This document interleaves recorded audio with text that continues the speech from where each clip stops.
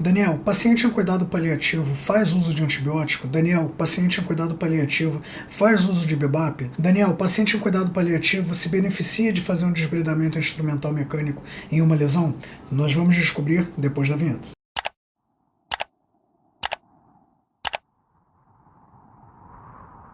Olá, meu nome é Daniel Espírito Santo, eu sou enfermeiro, administrador e criador da página Enfermagem.paliativa. Aqui nós vamos conversar sobre cuidados paliativos, gerontologia, oncologia e tudo relacionado a esse assunto. E hoje eu vim aqui para responder uma dúvida muito rápida, mas uma dúvida recorrente que eu sei que incomoda muito as pessoas, que é: Daniel, o paciente que está em cuidado paliativo, ele precisa fazer uso de, ou melhor, ele pode fazer uso de determinada conduta?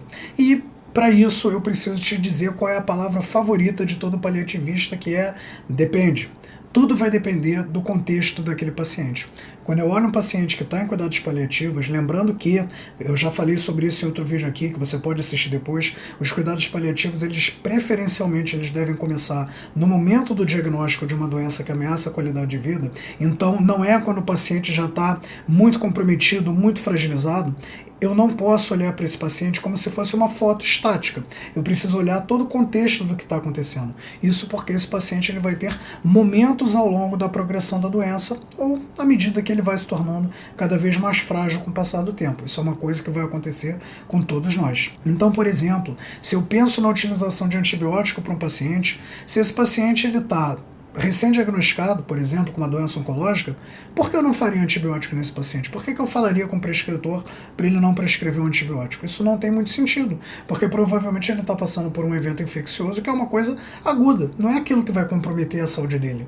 Ele vai fazer um antibiótico, vai ficar muito bem, obrigado, e vai seguir com a vida dele, se der tudo certo, por mais alguns anos, com muita tranquilidade e muita qualidade de vida.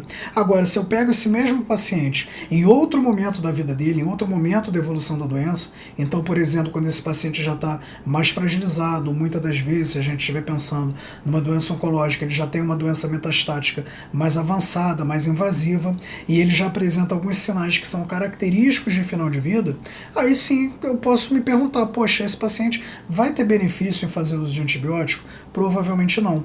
Então, mais uma vez, depende, tudo vai depender. E eu posso aplicar esse mesmo raciocínio para a maioria das condutas que são sugeridas. Outra regra que eu gosto de utilizar bastante na minha prática, quando eu estou conversando com a minha equipe, é se determinada conduta vai modificar o curso da doença, se determinada conduta vai trazer qualidade de vida ou não para aquele paciente. Então vamos pensar, por exemplo, numa intervenção cirúrgica. Se eu tenho um paciente que eu já sei que ele está em final de vida, ele já está muito mais comprometido, eu já acompanho esse paciente em cuidados paliativos já há alguns meses ou anos, e ele tem alguma demanda que poderia ser resolvida com uma questão cirúrgica, por exemplo. Mas ele já é um paciente tão frágil que provavelmente a cirurgia não vai ser benéfica para ele. A cirurgia já vai ser uma intervenção que nós poderíamos considerar como sendo iatrogênica. Então não vale muito a pena, para ele mesmo, que a gente sugira esse tipo de procedimento. Então, eu não vou fazer um procedimento cirúrgico para esse paciente. Talvez esse mesmo paciente, no início do diagnóstico, ou numa fase anterior de progressão da doença, ele se beneficiasse com essa cirurgia, fosse ser benéfico para ele. Na verdade, essa cirurgia poderia até oferecer alguma qualidade de vida para ele. Mas no momento em que ele já está no final do percurso dele, no final, no avançar da doença, aí talvez já não seja mais tão interessante esse procedimento. E mais uma vez, esse raciocínio vai se aplicar a praticamente todas as condutas que você for pensar. Daniel, o paciente se beneficia de BiBAP? Talvez naquele momento sim, aquilo possa oferecer uma qualidade de vida razoável para ele. Talvez naquele momento não. Depende, tudo vai depender. Por isso, depende é a palavra favorita do paliativista, tá bom? Você não pode, nunca jamais, olhar o paciente como se fosse uma foto, uma coisa estática. Você precisa entender qual é o filme que aquela sequência de fotos vai construir.